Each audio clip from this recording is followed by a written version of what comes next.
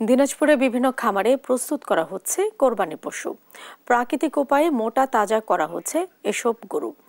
আরো জানাতে সরাসরি যুক্ত হচ্ছেন সহকর্মী হারুনুর রশিদ। হারুন, খামারিরা কেমন লাভের আশা করছে?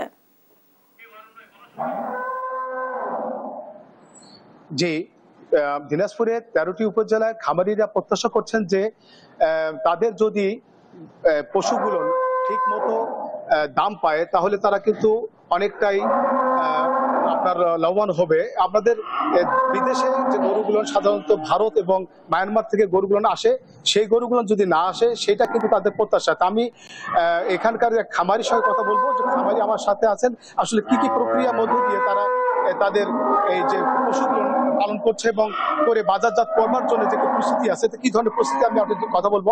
আমার কাছে খামারি আছেন, আমি আমাদের জানাবেন আসলে কি কি প্রস্তুতি আপনাদের আছে।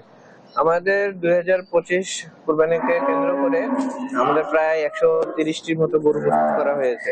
আমরা সম্পূর্ণ দেশীয় ভাবে গরুগুলো প্রস্তুত করে থাকি। ক্রেতার কথা চিন্তা করে আমরা এবার ছোট থেকে বড় সকল প্রকার দামের গরু রাখার চেষ্টা করেছি। আমরা গরুকে সম্পূর্ণ দেশীয় ভাবে ঘাস, খড় এবং সামান্য কিছু দানাদার দিয়ে প্রস্তুত করে থাকি। ধন্যবাদ। উনি আমাদেরকে জানালেন যে দেশীয় প্রক্রিয়া যে গোটা গরু মোটা তাজাকরণের যে ধরনের নিয়মকানুন আছে তারা সেটা মেনে নিয়েছে এবং মেনে পশুপালন করছেন, এবং পাশাপাশি যে ডাক্তারের যে চিকিৎসা আছে সেই চিকিৎসাগুলো তারা নিচ্ছেন। এবং পশু আমরা প্রাণী সম্পদ কর্মকর্তার সঙ্গে কথা বলেছি, তারা আমাদেরকে জানিয়েছেন যে দেশে আমাদের দিনাজপুর জেলায় 2,69,485টি গরুর চাহিদা রয়েছে, এবং তার বিপরীতে গরু অনেক বেশি আমাদের দেশে জেলায় এখন আছে।